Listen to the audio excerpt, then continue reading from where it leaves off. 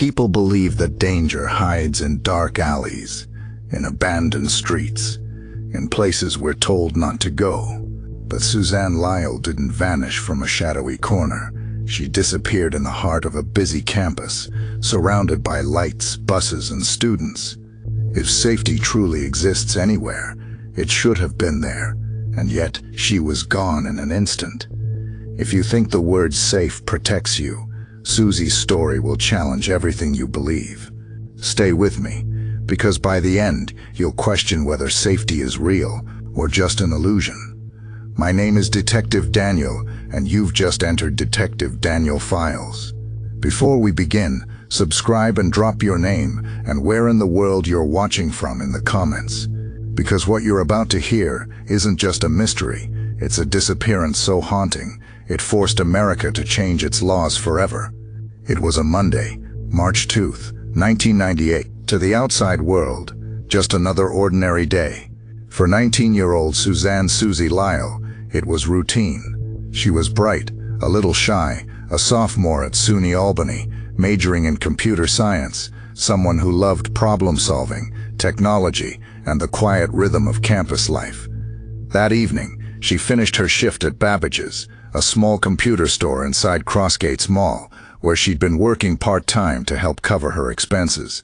She clocked out, walked to the bus stop, and boarded the CDTA bus like she had many times before. Other students remember her presence, tucked into herself, dressed in her signature dark coat, riding back toward the campus she called home. Sometime between 9:25 and 9:45 p.m., she stepped off at Collins Circle, the very heart of the university, just steps away from her dorm, a place lit by street lamps, surrounded by buildings, a crossroad students passed every night. But from that moment forward, Suzanne was gone. No one saw her enter her dorm. No one saw her walk beyond the stop. A young woman disappeared, not from some isolated back road, but from the center of a college campus. And the last ordinary day of her life became the beginning of a mystery that endures 25 years later. The day after Suzanne vanished, a small clue surfaced, one that has fueled speculation for decades. On the afternoon of March 3rd, her debit card was used at an ATM inside a Stewart's Shops convenience store not far from campus. The withdrawal was small, just $20. But the implications were enormous. Whoever made that withdrawal knew her personal identification number. That detail matters. It wasn't a random thief guessing at numbers. It wasn't someone trying their luck. Whoever pressed those buttons had access to something private, something Suzanne herself had guarded. Investigators studied the ATM security camera. The problem? The camera didn't capture the machine itself, only the area around it. On the footage, a man in a Nike baseball cap could be seen nearby. For a time, suspicion circled around him. Was this the person who had used Suzanne's card? Had he followed her? Did he know more than he admitted? Detectives tracked him down and questioned him. In the end, he was cleared. The man in the Nike cap had nothing to do with Suzanne's disappearance. Yet the bigger question remained unanswered. Was it Suzanne herself who made that $20 withdrawal? Or was it someone else? Someone who had already taken control of her fate? That single transaction, just a crisp bill sliding from a machine, became a chilling riddle. If Suzanne had been alive at that moment, why no contact with her parents, her friends, her boyfriend? And if she wasn't the one at the machine, then who was, and how did they know her code? The ATM clue deepened the mystery, instead of solving it. For investigators, it was proof that something had happened. For her family, it was one more sign that time was running out. And for the case itself, it was the beginning of a long trail of theories, false leads and haunting questions that remain to this day. 2 months passed. 2 long months of unanswered calls, desperate searches, and sleepless nights for Suzanne's family. The case had already begun to cool, when suddenly, something surfaced. In a parking lot on campus, less than 100 feet from the bus stop where Suzanne was last seen, someone spotted an object on the ground. At first glance it seemed small, ordinary, just another piece of plastic, weathered by spring rains and footsteps. But when picked up and examined closely, it froze everyone in their tracks. It was a name tag. The name tag Suzanne wore while working her shifts at Babbage's. Her name, Suzanne, staring back in bold black letters. The location was chilling. The tag was lying near the very place where she had stepped off the bus that night. A location police had already swept. A location students walked past daily. How had it gone unnoticed for so long? Had it been there the entire time, buried beneath snow and winter debris? Or had someone placed it there later, deliberately, as if to remind investigators and her family that they were still in control? Forensic technicians were called. They examined it under lights, swabbed for prints, tested for DNA. But the tag yielded nothing. No fingerprints, no fibers, no trace of who touched it last. In the end, it was an empty clue, powerful in symbolism, powerless in evidence. Yet its meaning haunted everyone who heard the story. If it had been dropped that night, why hadn't it been found sooner? And if it appeared later, then someone had returned to that spot, 2 months after her disappearance, to leave behind a calling card.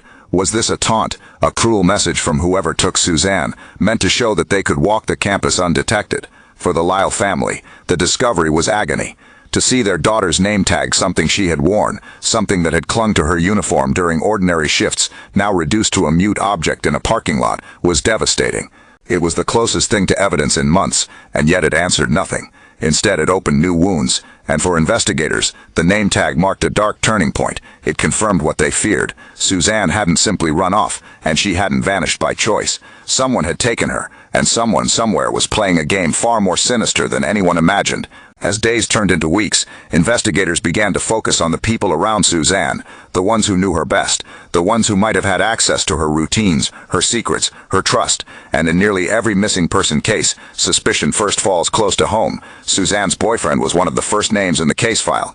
He had an alibi for the night she vanished, an alibi that initially checked out. But as time passed, his willingness to cooperate with investigators began to fade. He stopped answering questions. He refused further interviews. And while the evidence never proved he was involved, police have never cleared him publicly. For her family, that silence was deafening. For the community, it left a cloud of suspicion hanging in the air. But the investigation didn't stop there. Co-workers recalled a disturbing detail. Suzanne had once confided that she thought she was being followed. A man she didn't know, a presence she couldn't quite explain.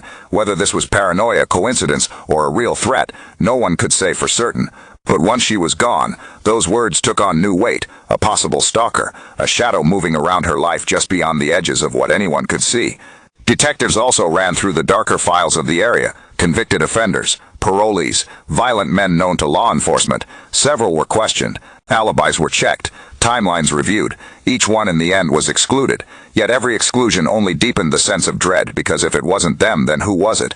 And all the while, the atmosphere on campus began to shift. Students who once walked confidently at night now hesitated. Whispers spread through dorm halls and cafeterias. There's a predator on campus. Some wondered if the person responsible was still among them. Another student, a worker, someone who blended into the daily rhythm of university life. Others worried it was an outsider, a stranger who had slipped in and vanished just as easily as Suzanne had. In those weeks, SUNY Albany was no longer just a campus. It became a place of unease, of shadows lurking in the minds of everyone who knew her name.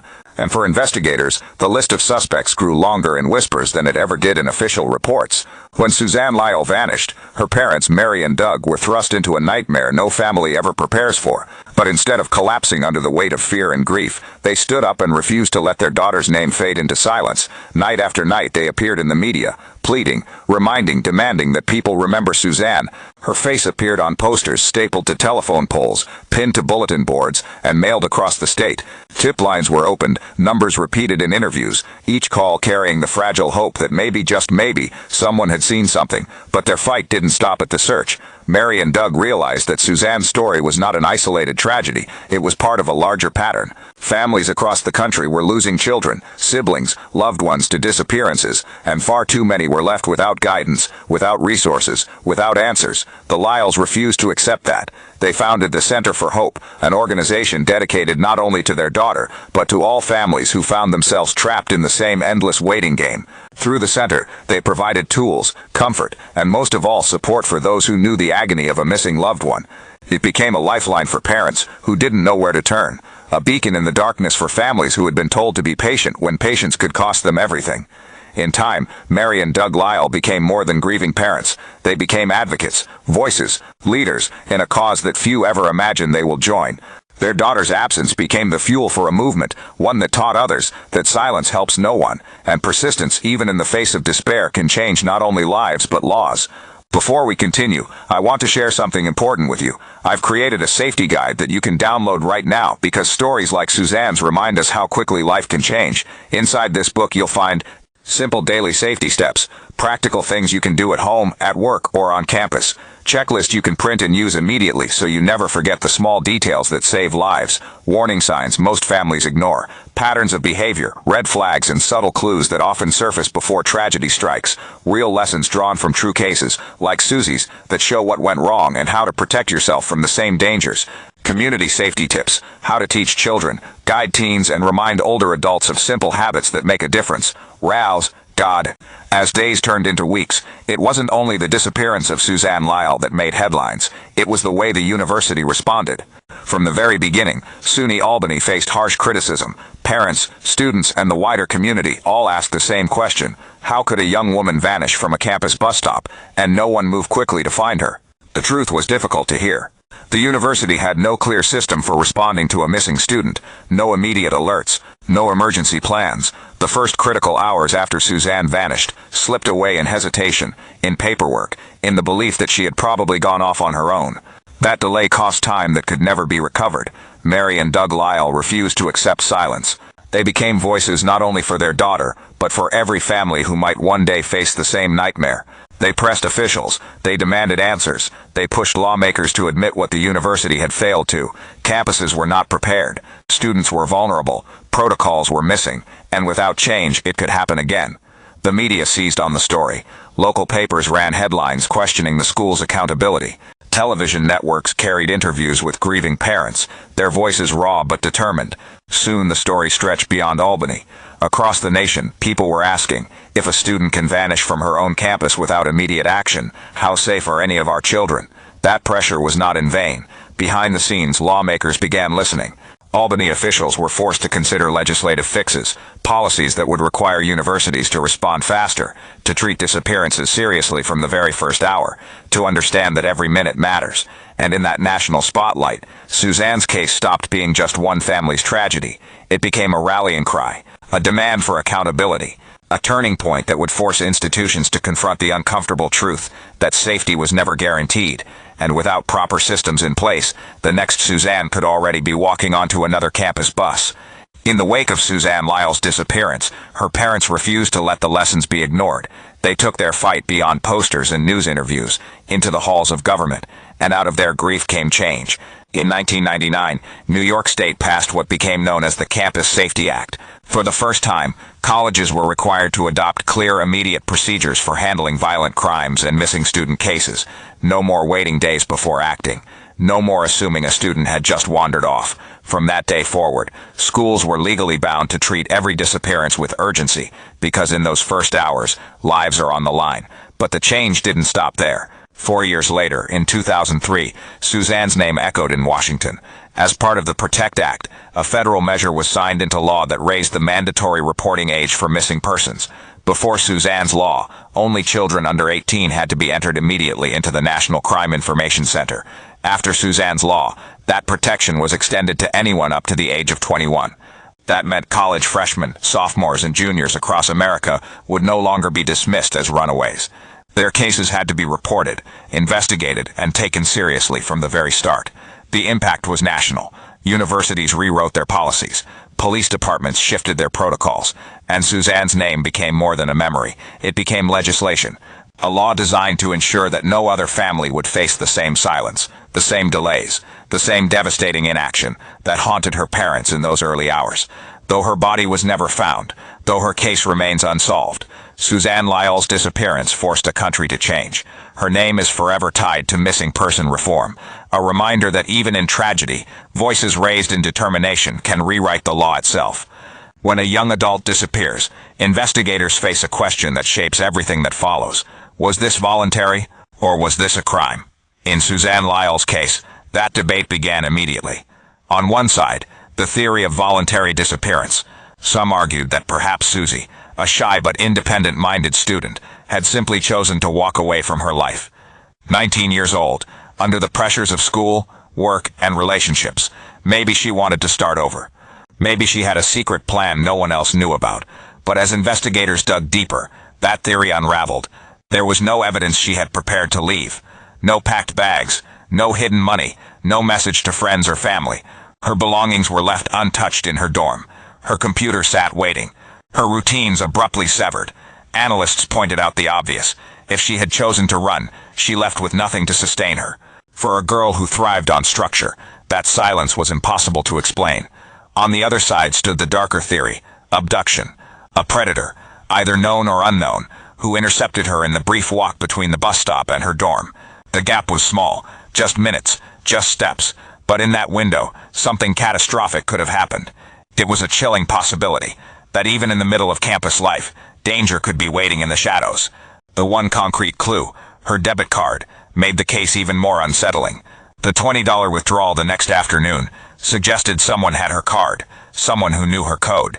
If it was Suzanne herself, why no word to her family, no return to her dorm, no attempt to ease the panic already spreading?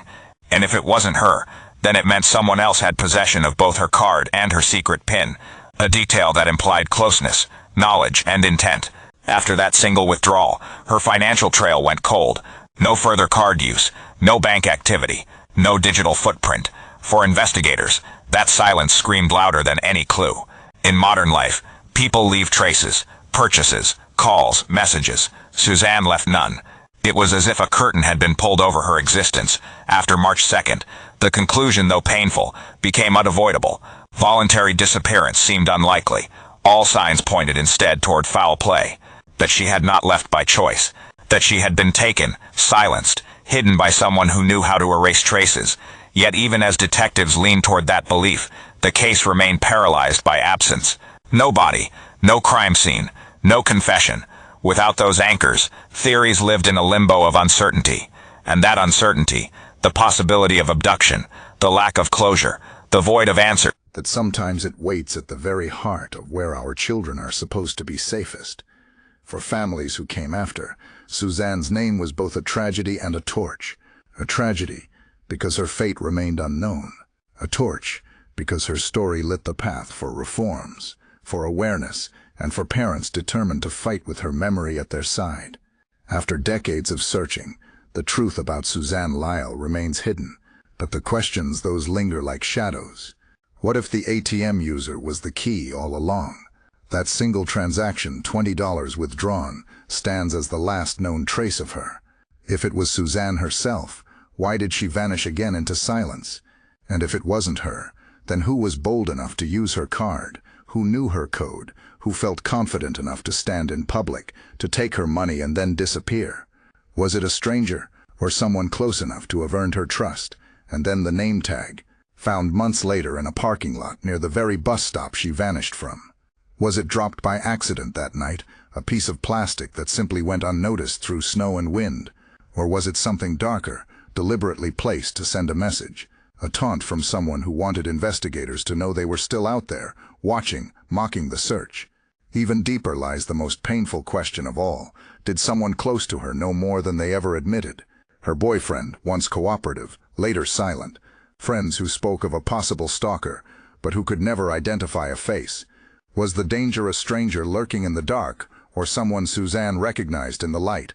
To this day, investigators return to these same unresolved points, circling the same clues, testing new technologies, revisiting old statements, and yet each question remains unanswered. Each possibility hangs heavy, suspended between suspicion and silence. In the absence of truth, these lingering questions are all that remains. Questions that haunt not only detectives, but an entire community still waiting for the day when shadows finally give way to clarity. 25 years. A quarter of a century has passed since Suzanne Lyall stepped off that bus and vanished into the night. For most of us, 25 years is a lifetime of milestones, graduations, careers, marriages, children. For Suzanne's family, those years have been measured differently, not by what happened, but by what never did. Birthdays marked without her, holidays spent with an empty seat at the table, every March a painful reminder that time continues to move forward, even when the answers do not. In 2023, the anniversary came once more, heavy with memory. Candlelight vigils still burn in her name. News outlets still tell her story, reminding the public that Suzanne's case is not closed, and standing at the center of it all is her mother, Mary Lyall. Decades have not broken her resolve. she continues to speak her daughter's name, to keep her face alive in the public eye, to remind the world that a case is only cold if people stop caring. Public appeals continue. The phone lines remain open. State police still receive tips, though they come less often now, trickling in like echoes from the past. Each call is logged, each lead pursued, because it only takes one voice, one detail to break open the silence. And with every passing year, there is one sliver of hope that grows stronger. Technology, DNA testing, forensic genealogy, digital tools that did not exist in techniques that have solved decades-old cases, unmasking killers who once believed they had escaped justice. For families like the Lyalls, these advances are not just headlines, they are hope. Hope that one day science will find what memory alone cannot. 25 years later, Suzanne Lyall's story is still unfinished. But as long as her mother keeps fighting, as long as her community keeps remembering, and as long as technology continues to advance, there remains a chance that the silence around her disappearance can finally be broken. The story of Suzanne Lyall is more than an unsolved mystery. It is a lesson written in absence, a warning carved into the silence of what never should have happened. We cannot assume that danger lives only in dark alleys or distant places. Suzanne disappeared from the center of a campus surrounded by people, lights, and routines. Her story reminds us that safety cannot be taken for granted. It must be built, step by step, through awareness and preparation. For young adults, that means simple but powerful habits. Check-in systems with friends or family. A buddy system when traveling late at night. Sharing your location. Letting someone know when you arrive. Carrying protection tools where permitted.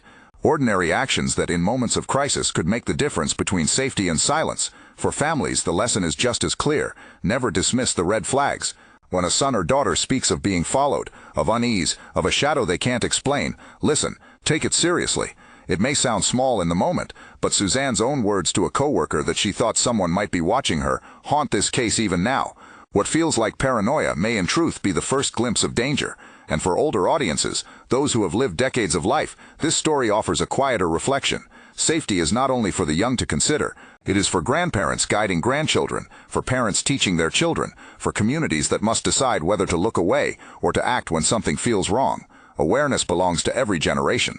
The lesson of Suzanne Lyall is not one of fear, it is one of vigilance, of refusing to assume safety simply because the world appears familiar. Because sometimes, the most ordinary places hide the most extraordinary dangers. She stepped off a bus and never made it home. 25 years later, her family still waits for answers, for justice, for peace. Suzanne Lyall's story is more than a mystery. It is a wound that is never healed. A reminder that in the blink of an eye, an ordinary night can change into a lifetime of questions. If you were moved by her story, I ask you to share this video, leave a comment, and subscribe so these cases are never forgotten. And if you know anything, no matter how small, contact the New York State Police or the FBI. One detail, one call, could be the key to finally bringing Suzanne home. And before we close, remember this, safety is not something to be assumed, it is something to be built. That is why I created a safety guide you can download below. Inside you'll find checklists, lessons, and practical steps to protect yourself and your loved ones. Please take it, use it, and share it, because stories like Suzy's remind us that awareness can save lives. As her photos fade into silence, let us hold on to her name, Suzanne Lyall, not forgotten, not abandoned, a light still burning in the dark, waiting to be seen.